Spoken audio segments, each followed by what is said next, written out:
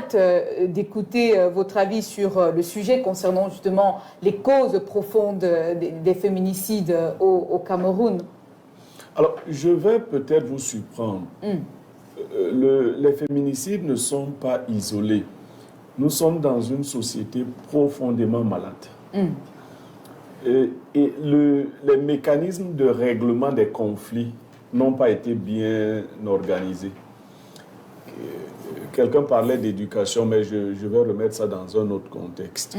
Alors, regardez comment les gens résolvent les conflits lorsqu'ils sont opposés les uns aux autres. Lorsqu'un individu a le sentiment qu'il est plus fort physiquement qu'un autre, il pense que la méthode de résolution de leurs antagonismes, c'est la violence physique.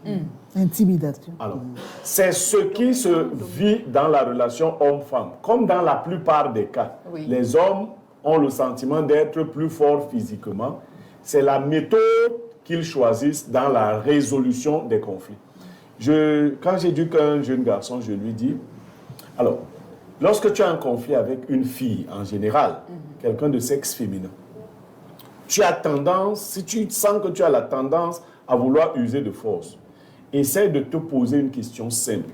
Si mon vis-à-vis était quelqu'un de plus fort que moi, comment allais-je résoudre le conflit qui nous oppose?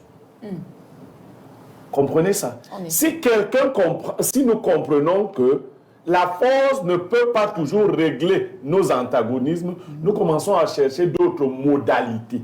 C'est ça le problème. Mais beaucoup de personnes ont été éduquées. Quand vous parlez d'hommes battus, c'est simplement ceux aussi qui, ayant voulu résoudre ce problème avec une femme dont ils ne connaissaient pas la force physique, c'est-à-dire qu'il a vu une femme, il s'est dit que c'est une femme comme tout autre. Mon voisin tape souvent sur sa femme, moi aussi je vais taper sur celle-ci. Il n'a pas su qu'il la voit comme ça, Sona Fifi Ebola Maniaka. Il a essayé et Fifi l'a tapé. Il s'est rendu compte, hey! Et Fifi lui a dit que non, moi, je ne suis pas comme les autres femmes. Hein. Moi, je tape les hommes. Donc, en fait, c'est parce que notre relation à autrui est une relation de violence. Il faut donc nous rééduquer. Il faut donner les instruments à ceux qui n'ont que la force physique. Parce qu'un homme qui a d'autres moyens de pression utilise très peu la force physique. Regardez la plupart des gars qui frappent sur leurs femmes. Sans injure. En général, c'est des gens aux conditions sociales faibles. En général. C'est-à-dire que c'est quelqu'un qui souffre d'abord socialement, économiquement. Donc, à partir de là, il a tendance à utiliser sa femme comme un exutoire. C'est-à-dire que quand il rentre du boulot, son patron l'a énervé, le salaire n'est pas passé et tout. Il commence à regarder sa femme. Moindre chose. Quelqu'un d'épanoui. Attends, moi pour punir mes femmes, c'est ça, l'argent. Ah bon? L'argent. Oui. Non, je coupe les vivres. Je t'habitue d'abord aux bonnes choses.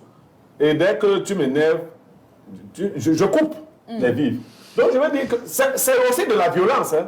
Oui, c'est une forme de violence. On va interroger aussi la question de la précarité de la femme. Je veux dire que hier, un peu plus éloigné, je n'avais pas d'autre moyen que de vouloir gronder, que de vouloir dire que je vais te bousculer. Donc, c'est là aussi la pauvreté ou l'ensauvagement de notre société. Et allez observer. Vous parliez de Boumiébel. Moi, c'est un jeune homme que je connais, celui qui a tué.